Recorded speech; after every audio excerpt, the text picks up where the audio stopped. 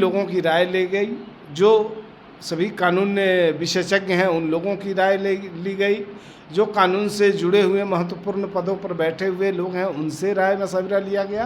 बेश समय तक चलना चाहिए, पेंडिंग हो जाता था, कोई कानून नया बनाने के लिए प्रस्ताव लाकर पेंडिंग कराया जाता था तो पेंडिंग नहीं हुआ है। लोगों को न्याय जल्दी नहीं मिल पाता था।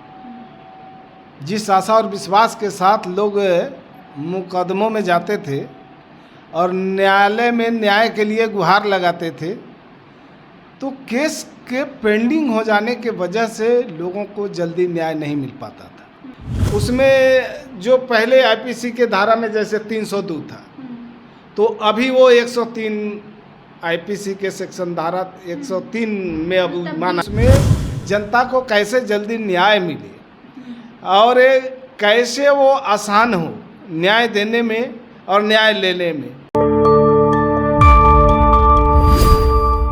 नमस्कार, आप देख रहे हैं न्यूज़ वाइट और मैं हूं आपके साथ निधि सिंह। देखिए, इस वक्त भारत में लगभग 35 धाराओं को यानी कि नए कानून पारित कर दिए गए हैं। इसी पे हमारे साथ खास बातचीत करने के लिए मौजूद है जेडीयू के प्रवक्ता हिमराज राम सर।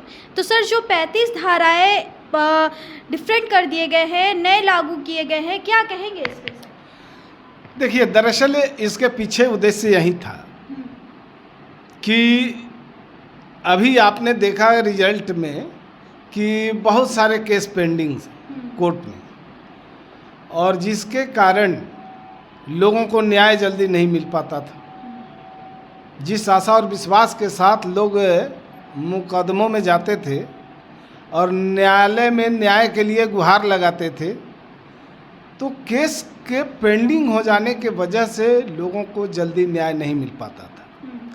और कुछ धाराएं और उसके परिभाषा, यानी उसके जो सेक्शन हैं, आईपीसी के जो सेक्शन, उसके जो डेफिनेशन थे, तो अपराध की जो प्रकृति है उसमें कई तरह के माने अंतर होते हैं।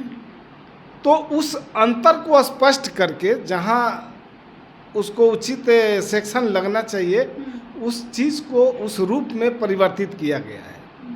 जैसे कई सेक्शन ऐसे हैं, उसमें जो पहले आईपीसी के धारा में जैसे 302 था, तो अभी वो 103 आईपीसी के सेक्शन धारा 103 में अब माना जाएगा, तब्दील हो गया। तो इस तरह से कुछ संशोधन उसमें किए हैं, लगभग 35 धाराओं में संशोधन किया गया है। क्यों, क्या वजह हो सकती है कि ये सब चेंज?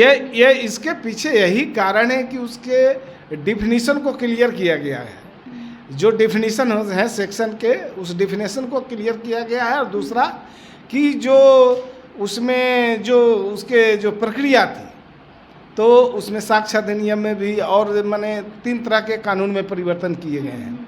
तो संशोधन का मतलब है कि उसमें जनता को कैसे जल्दी न्याय मिले और कैसे वो आसान हो न्याय देने में और न्याय लेने में।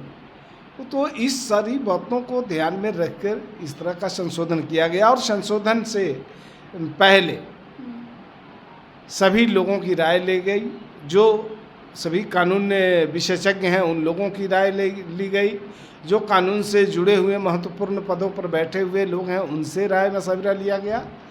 और अंत में ये जरूर काम हुआ है कि जो लंबे समय तक चलना चाहिए, पेंडिंग हो जाता था, कोई कानून नया बनाने के लिए प्रस्ताव लाकर पेंडिंग कराया जाता था, तो पेंडिंग नहीं हुआ है।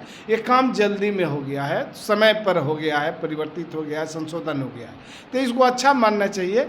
और हमें लगता है कि जो नया कानून पास हुआ है देश के अंदर, जो धाराओं में परिवर्तित करके और जो प्रक्रियाएं हैं उस प्रक्रियाओं में भी संशोधन करके, इस सबके पीछे एक ही मंशा है कि त्वरित न्याय, जल्द न्याय, हाँ, त्वरित न्याय मिले लोगों को, और निश्चित रूप से न्याय मिलेगा लोगों को, इसका रिजल्ट अच्छा मिलेगा।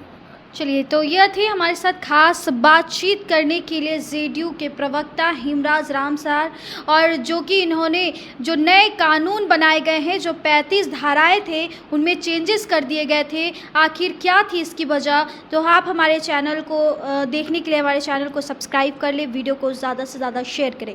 बहुत बहुत धन्यवाद।